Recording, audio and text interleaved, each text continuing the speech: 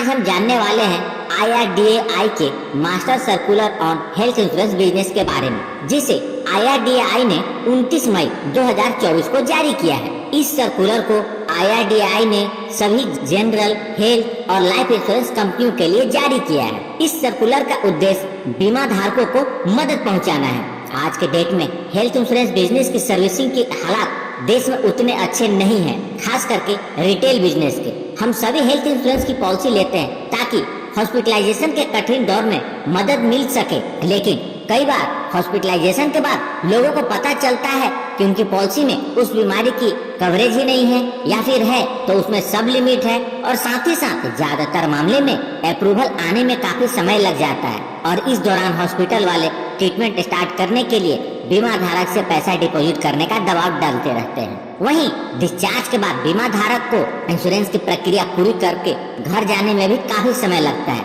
यानी कि health insurance के अप्रूवल की प्रक्रिया जो है उसमें काफी समय लग जाता है। IRDAI ने सर्कुलर के माध्यम से हेल्थ इंश्योरेंस को इंडिया में सही करने की अपनी मंशा को जाहिर किया है। आगे बढ़ने से आपको पहले बता दूं कि ये IRDAI है क्या। IRDAI stands for insurance regulatory and development authority of India, और हिंदी में इसे बीमा विनियामक और विकास प्राधिकरण कहते हैं। यह इंडिया में इंश्योरेंस की रेगुलेटरी बॉडी है, जिसका मुख्य काम पॉलिसी होल्डर के इंटरेस्ट को प्रोटेक्ट करना, इंश्योरेंस कंपनी की फाइनेंशियल स्टेबिलिटी को देखना, सही प्रोडक्ट और फेयर कंपटीशन का माहौल बनाना है। तो आइए अब हम जानते हैं इस सर्कुलर के द्वारा किए गए कुछ महत्वपूर्ण बदलाव के बारे में। IRDAI ने सभी हेल्थ इंश्योरेंस कंपनियों को निर्देश दिया है कि वे 100% कैशलेस के टारगेट को अचीव करने का पूरा प्रयास करें, और साथ ही साथ अपने बीमा धारकों की जो कैशलेस अप्रूवल जाती है तो उसे 1 घंटे के अंदर अप्रूव करने का निर्देश दिया है। और इसके लिए जो भी रिक्वायर्ड सिस्टम इंश्योरेंस कंपनी को एस्टेब्लिश करने की जरूरत है, इसके लिए सभी इंश्योरेंस कंपनियों को 31 जुलाई 2024 तक का समय दिया है, यानी कि 1 अगस्त से 1 घंटे के अंदर इनिशियल अप्रूवल आने लगेंगे। वहीं यदि डिस्चार्ज के बाद फाइनल अप्रूवल की बात करें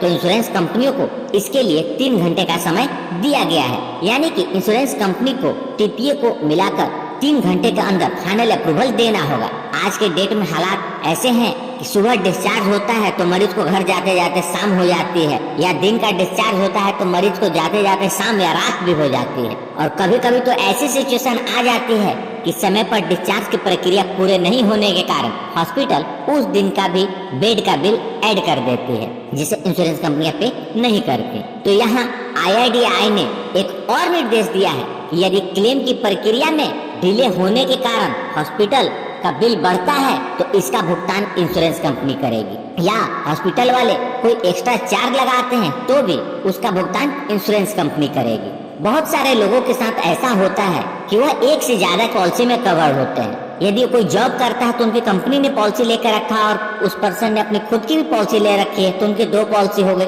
वहीं आज के डेट में कुछ लोग अपनी बेस पॉलिसी और सुपर टॉपअप पॉलिसी लेकर के अपनी कवरेज को इनहांस करते हैं, तो सुपर टॉपअप की पॉलिसी कभी कभी अलग भी हो सकती है। तो ऐसे केस में IRDAI ने कहा है कि जो इंश्योरेंस कंपनी कैशलेस की फैसिलिटी प्रोवाइड करा रही है और उस बीमित व्यक्ति के पास कोई दूसरी पॉलिसी है, यदि वो दूसरे इंश्योरेंस कंपनी की भी है, तो भी कैशलेस देने वाली कंपनी को दूसरी इंश्योरेंस कंपनी के साथ कोऑर्डिनेशन करके दूसरी कंपनी से भी कैशलेस का अप्रूवल दिलाने में उसकी मदद करनी होगी।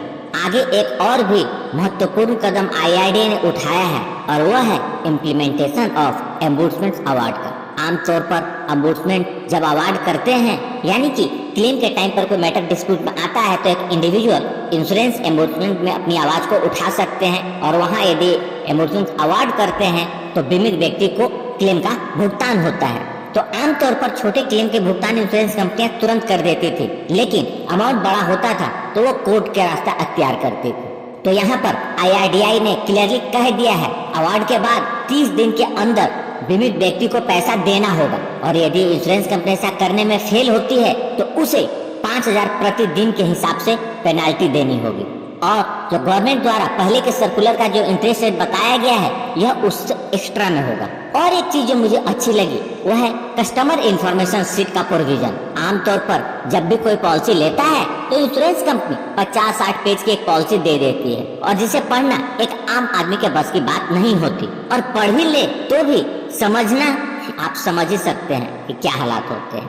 तो ऐसे केस के लिए IRDAI ने इंश्योरेंस कंपनी को निर्देश दिया है कि एक कस्टमर इंफॉर्मेशन शीट बनाकर पॉलिसी की जो बुनियादी चीजें हैं उसको सरल भाषा में प्रदान करें। और इतना ही नहीं, बीमा धारक के रिक्वेस्ट पर इस कस्टमर इंफॉर्मेशन शीट को लोकल लैंग्वेज में भी प्रोवाइड कराएं। यदि कोई व्यक्ति चाहता है कि उसी कस्टमर इंफॉर्मेशन शीट मराठी में मिले तो मराठी में मिलेगी, गुजराती चाहिए तो गुजराती में मिलेगी, बंगाली चाहिए तो बंगाली में मिलेगी, हिंदी चाहिए तो हिंदी में मिलेगी। यहाँ IRDAI ने एक और भी बहुत ही बेहतरीन कदम उठाया है, वह है payment of claim during grace period. यदि कोई व्यक्ति प्रीमियम का भुगतान इंस्टॉलमेंट में कर रहा है तो उसकी पॉलिसी में जितने दिन का ग्रेस पीरियड है उस ग्रेस पीरियड के दौरान भी यदि क्लेम आता है तो इंश्योरेंस कंपनी उसका भुगतान करेगी।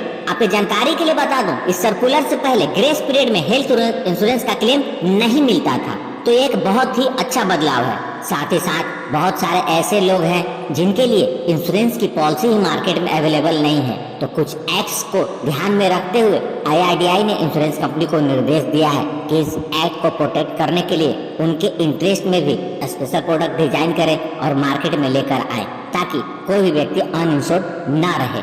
और साथ ही साथ कुछ एडवांस ट्रीटमेंट की भी कवरेज करने का निर्देश दिया है, जिसके लिए इंश्योरेंस कंपनी उसे एग्जिस्टिंग प्रोडक्ट या न्यू प्रोडक्ट में लेकर के आएंगे। और साथ ही साथ IRDAI ने पॉलिसी होल्डर के लिए और एक बेहतरीन कदम उठाया है, और वह है कि किसी भी पॉलिसी होल्डर के पॉलिसी लेने के 5 साल के बाद यदि क्लेम आता है तो उस क्लेम को इंश्योरेंस कंपनी क्वेश्चन में नहीं ला सकती।